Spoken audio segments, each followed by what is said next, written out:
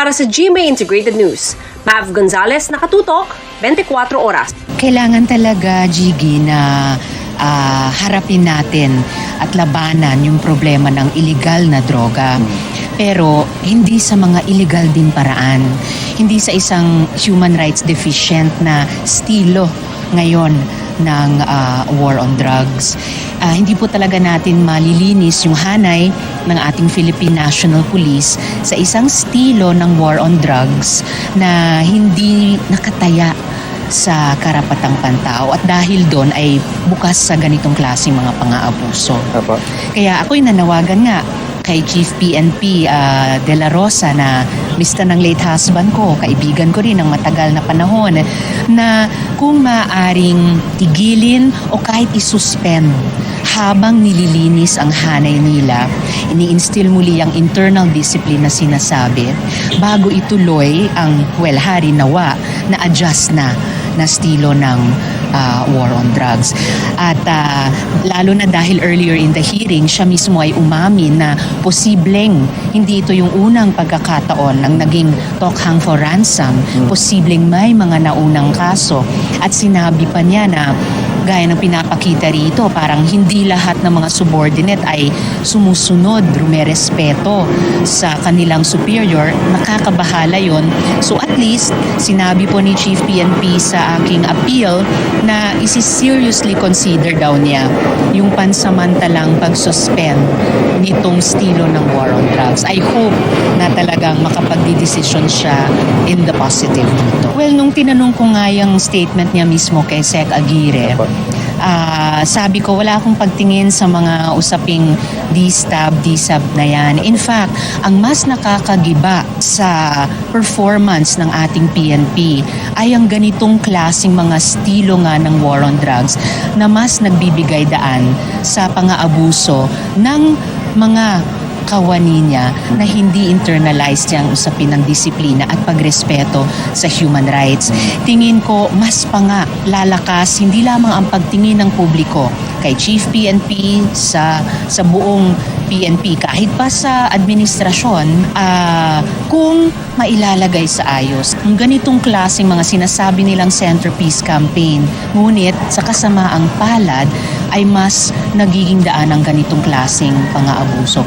Kumbaga mas nakaka-disturb sa tiwala ng mamamayan sa ating mga institusyon kung hindi nakikitang nakatindig talaga sa karapatang pantao at may disiplinang ipinapakita sa publiko.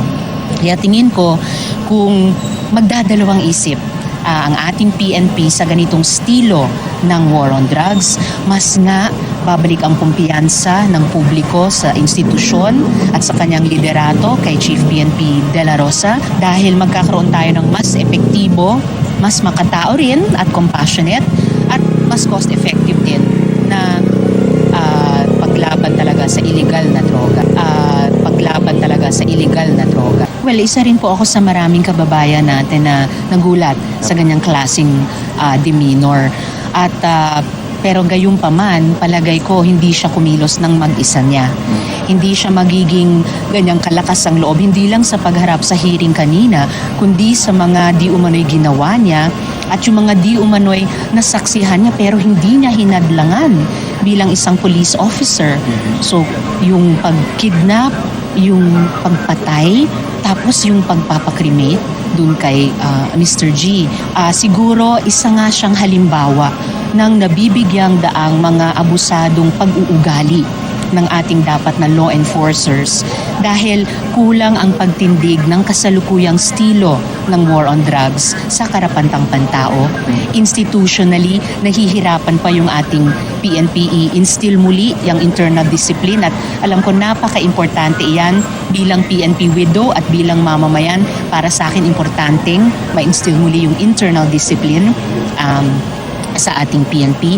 And I'm looking forward, Jiggy, sa maayos na konklusyon nitong pagdinig tungkol dito sa di umano'y tokhang for ransom na ginagamit ng ilang mga kawani ng PNP in the guise of pag-implementa ng war on drugs para makalikha kami dito sa Senado ng mga batas na mas mahigpit na nagagabayan yung ating PNP sa pag-prosecute ng mga anti-crime campaigns sa paraan na dahil magalang pa rin sa karapatang pantao, may malakas na institutional internal discipline, therefore, mas epektibo kahit sa ating mga law enforcement objectives. Makikipagkonsulta pa po ako kay Chairman Ping Lacson kung ano yung nakikita niyang magandang takbo ng aming komite, pero sa panig ko, ipupursue ko po yung pagsuporta at pagpartisipa sa komite sa paghahanap nga ng mga rekomendasyon namin at saka remedial legislation para hindi na maulit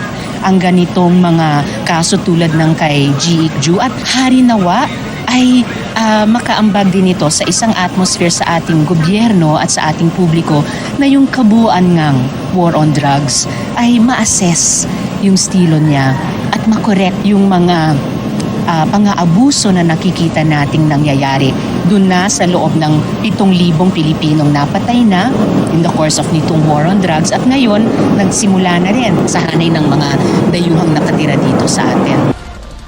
Para sa GMA Integrated News, Rafi Tima nakatutok, 24 oras.